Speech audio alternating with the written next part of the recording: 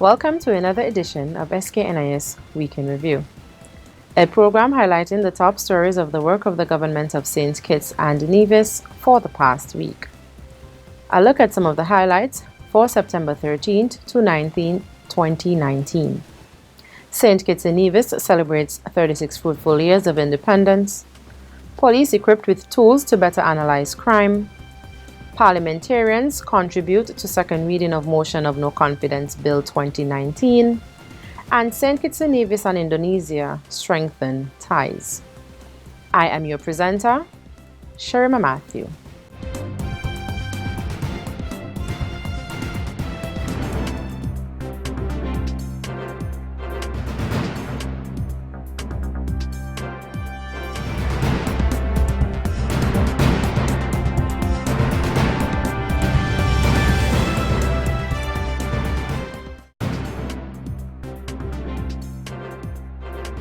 The vigorous debate by parliamentarians on the second reading of the motion of no confidence bill 2019 began on Tuesday, September 17th.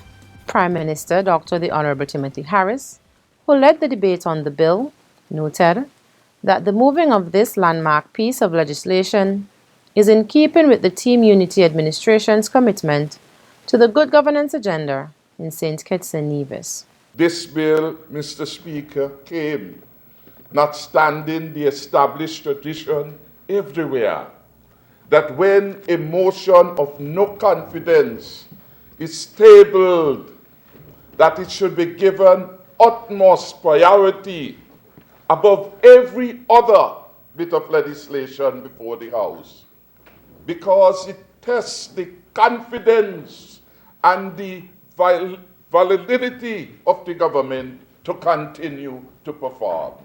The bill states that where a question of no confidence in the government is brought before the National Assembly, the question of no confidence shall be determined by resolution of the National Assembly within a period not exceeding 21 days. The bill was successfully passed through the Honorable House on Friday, September 20th. Citizens and residents can rest assured that their health and well-being are of significant importance and that the government of St. Kitts and Nevis will not expose its people to medical risks. This was according to the Honorable Senator Wendy Phipps, Minister of State with responsibility for health, during the sitting of Parliament on Tuesday, September 17th, where she addressed the negative publicity being circulated via social media with regards to the visit of the U.S. naval ship Comfort to Latin American and Caribbean territories. I wish to assure citizens and residents that the federal government will never expose our people to questionable medical practices, particularly those of an invasive nature that can bring harm to our people. As a result, every precaution, every applicable medical regulation, and standard operating procedure has been taken by the Federal Ministry of Health and the Office of the CMO in an effort to protect persons in accessing the health care on the floating hospital. Senator Phipps noted that access to the services is optional. Whether one accesses care via a private physician, through the public health system, or through goodwill medical missions such as that being provided by the U.S. Navy ship Comfort, is entirely up to personal choice and preference, she said. According to a media release from the local Ministry of Health, the U.S. naval ship Comfort is a floating medical treatment facility / floating hospital, whose crew and medical staff will be conducting a health mission in the Federation from October 5th to 10th, 2019. The floating hospital and its staff have been deployed by the government of the United States of America to offer medical care to the people of the Federation. The Navy hospital ship will make similar stops in 10 other Latin American and Caribbean territories. The Royal St. Christopher and Nevis Police Force is equipped with tools to better analyze crime with the launch of a Police Records Management Information System, PRMIS. The initiative, which falls under the scope of the PRM Project, was launched by the United States Agency for International Development, USAID, and the United Nations Development Programme, UNDP, in collaboration with the government of St. Kitts and Nevis. PRMIS will assist the police force to improve citizen security data management, analysis, and monitoring for crime reduction in St. Kitts and Nevis. The importance of the project was highlighted during an opening ceremony on Wednesday, September 18th. The Carry Secure project in due course is expected to impact operations in the police force, the DPP office, and Her Majesty's prison. The premise is expected to improve the efficiency of the police, but also to assist us, in my opinion, of studying and getting data readily on what is happening in crime in the Federation and how to deal with it. I want to say that this is a very important development for us, and we look forward to a proper pilot from the Ministry of National Security. From my office, we'll do all that we have to do. Farron Lawrence was on Tuesday, September 17th, 2019, appointed as the first Honorary Consul of the Republic of Indonesia to St. Kitts and Nevis during a brief but significant ceremony at his office located in the Hosfords complex on Wellington Road, Basseterre. Minister of Foreign Affairs, the Honorable Mark Brantley, congratulated Mr. Lawrence on his new post and extended thanks to the government and people of Indonesia for strengthening the ties between both countries. He noted that the opening of the Honorary Consulate is significant for the government and people of St. Kitts and Nevis. It is significant because it marks yet again the journey on which we have embarked, a further step on that journey. It is significant because I'm told that other than Trinidad and Tobago, this is the only other in the entire Caribbean, and certainly the first in the Eastern Caribbean, that the Republic of Indonesia is opening such a presence.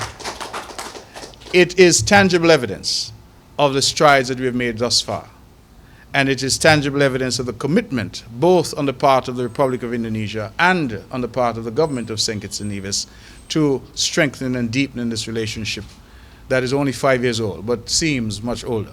His Excellency Priyo Iswanto, Ambassador of the Republic of Indonesia to St. Kitts and Nevis, expressed his most sincere appreciation to all who were instrumental in making this a reality, while at the same time congratulating Mr. Lawrence on his appointment.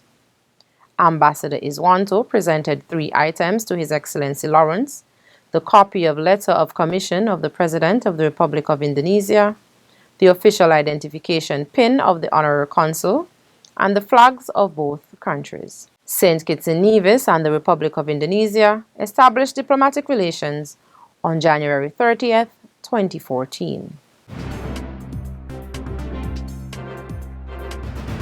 Independence in St. Kitts and Nevis has been known to be one of the most celebrated events, where citizens and residents alike look forward to the many activities planned to commemorate the auspicious occasion.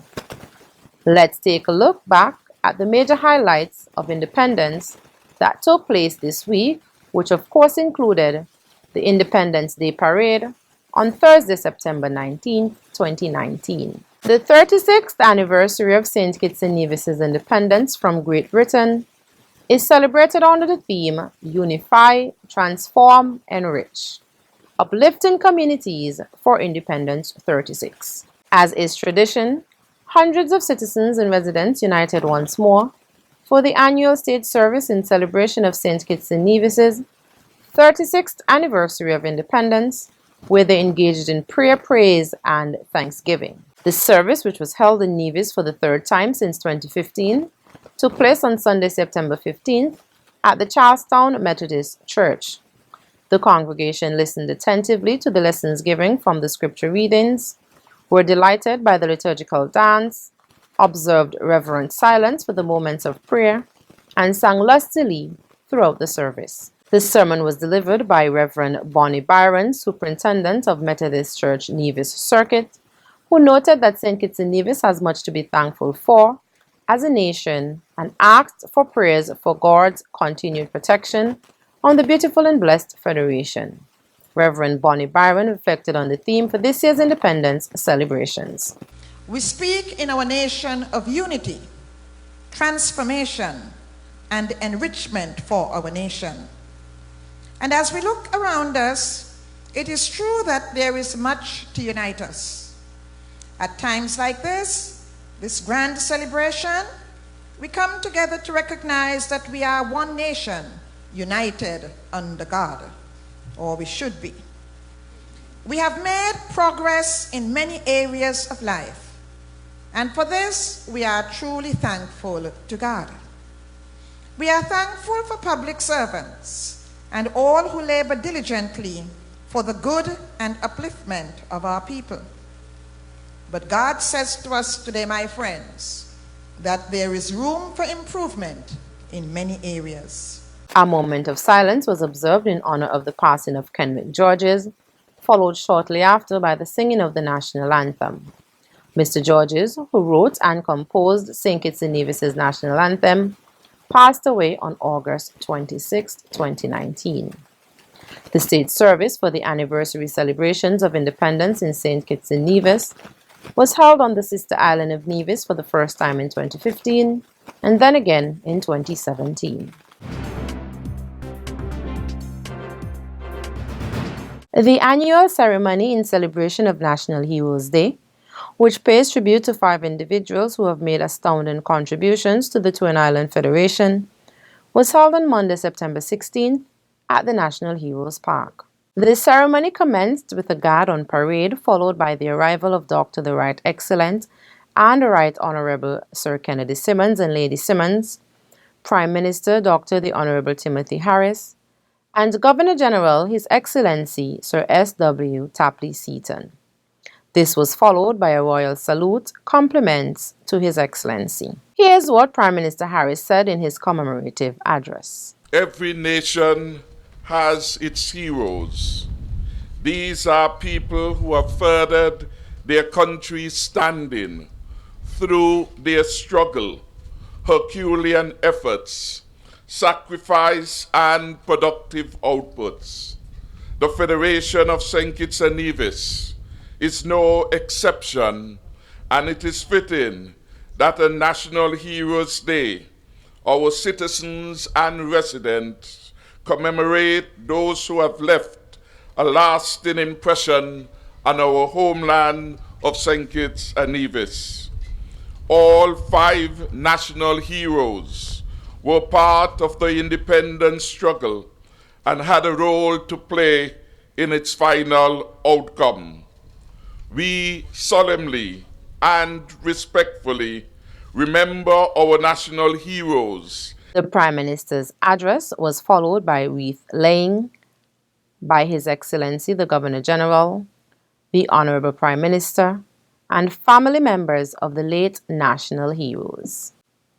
A salute and presentation were given to the living national hero, Dr. the Right Excellent and Right Honorable Sir Kennedy Simmons. The other 4 national heroes are the Right Excellencies Sir Robert Llewellyn Bratcher, Sir Joseph Nathaniel France, Sir Caleb Azariah Paul Southwell, and Sir Simeon Daniel. Several unsung heroes were honored for their contribution to nation building during a ceremony held at National Heroes Park in observance of National Heroes Day on September 16th. This year's recipients of the Companion of Star of Merit included Dr. Calvin Hazel for spiritual development and advancement of our people, Bishop Joseph Henville for religion and community development, Mr. Erskine Edwards for public service and diplomacy, Mr. Augustine Merchant for agricultural development in service to the nation, and Mr. Bruce Skerritt for music locally, regionally, and internationally.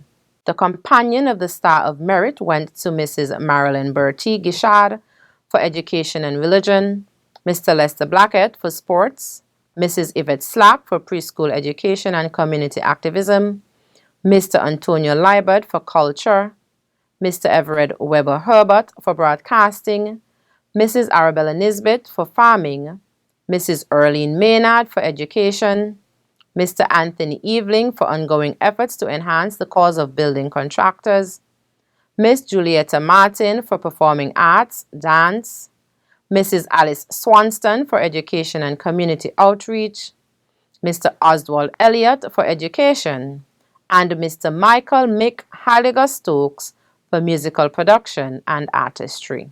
Prime Minister of St. Kitts and Nevis, Dr. the Honorable Timothy Harris, congratulated the awardees and noted their role in nation building. Heroes are important for the task of anchoring and building a nation. This is so whether they are political or religious leaders, entertainers or athletes. They serve a purpose in our society and they help to give our people hope and provide examples of success. Through the story of their successes and indeed their failures too, other people can understand their talents and limits thereof and their will to succeed. Others are inspired by their heroism and moral leadership. Perhaps nothing is more powerful than the power to inspire. The Governor General, His Excellency Sir S.W. Tapley Seaton, approved the above-mentioned national recipients of honors awards, which is consistent with the National Honors Act. The National Honors Act established a trio of merit-based awards, which includes the Medal of Honor, the Companion of the Star of Merit, and the Order of National Hero. The 36th Independence Day Parade was held at the Warner Park Cricket Stadium on Thursday, September 19, 2019, in a splendid display of pride and patriotism from the armed and unarmed units on the field, as well as from the hundreds of cheering persons in the stands. The St. Kitts and Nevis Defence Force, SKNDF, had 4 platoons on parade. They comprised soldiers from Alpha Company, Bravo Company, the Reserves Corps, the Coast Guard unit, as well as the SKNDF band. The Royal St. Christopher and Nevis Police Force featured 3 platoons, including one made up primarily of female officers. Other units on parade featured members of the St. Kitts and Nevis Fire and Rescue Services, Her Majesty's Prison, Her Majesty's Customs and Excise Department, the St. Christopher and Nevis Air and Seaport Authority, traffic wardens, the Pathfinders, and the Girls Guides. The largest platoon on parade was the Explorers Groups, which had representation from all 9 of the communities that have a club. Organizers said that there were some 700 children on parade. The parade was commanded by Major W. Andrew Bass. He was ably supported by Captain Kenish Garnett, second in command for the parade. The royal salute was given to Governor General His Excellency Sir S.W. Tapley Seaton, while Prime Minister Dr. the Honorable Timothy Harris inspected the troops on parade. Attending the ceremony were cabinet ministers, members of the Federal Parliament, National Hero Dr. the Right Excellent and the Right Honorable Sir Kennedy Simmons, as well as resident and visiting members of the Diplomatic and Consular Corps. These included representatives from the Republic of Cuba, the Republic of China, Taiwan, the Bolivarian Republic of Venezuela, the United States of America, Canada, the Republic of Indonesia, and the Commonwealth of the Bahamas. Representatives from South Africa, Finland, the Republic of Kenya, Jamaica, the Republic of India, France, the Caribbean Community, and Qatar were some of the other dignitaries in attendance. Following the Independence Ceremonial Parade, the troops marched to Camp Springfield, home of the SKNDF. During the toast to the nation at the camp, Prime Minister Harris announced that there was a tie for best platoon on parade. There were number 3 Guard, comprising of the Coast Guard unit commanded by Lieutenant Len Daniel, and the number 4 Guard, comprising officers of the Royal St. Christopher and Nevis Police Force, under the command of Inspector Alric Edwards. St. Kitts and Nevis gained independence from Great Britain on September 19, 1983. Several visiting dignitaries graced the Federation with their presence to be a part of the Independence Day celebrations to mark St. Kitts and Nevis's 36th anniversary of nationhood on September 19th. Prime Minister Dr. the Honorable Timothy Harris welcomed the dignitaries and noted how honored he was to have them celebrate with St. Kitts and Nevis. This special moment is being shared with us by a number of allies, friendly countries, supportive countries. I want to thank all these, our friends, the high representatives of their government, and wish that they convey to their principal the heartfelt appreciation of the government and people of St. Kitts and Nevis, that they have made a choice to come to show solidarity and support with us at this important milestone in the life of our nation.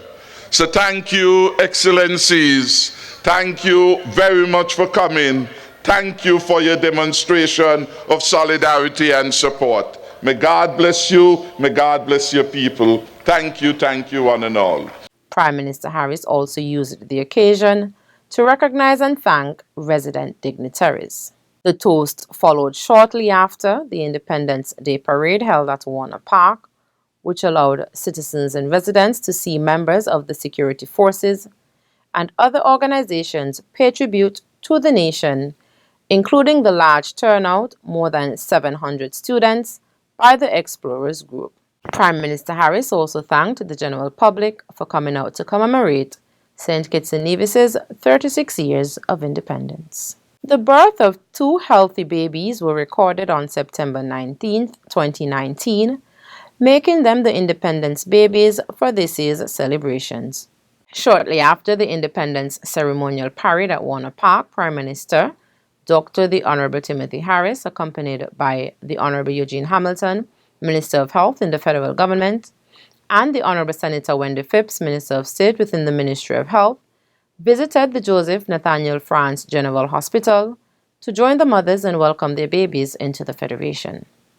Kishma Moore delivered a bouncing baby boy at 5:24 a.m., weighing 4.2 kilograms or 9 pounds and 7 ounces, while Aricia Davis delivered 1 hour later at 6:24 a.m., a bouncing baby girl weighing 2.98 kilograms or 6 pounds and 9 ounces.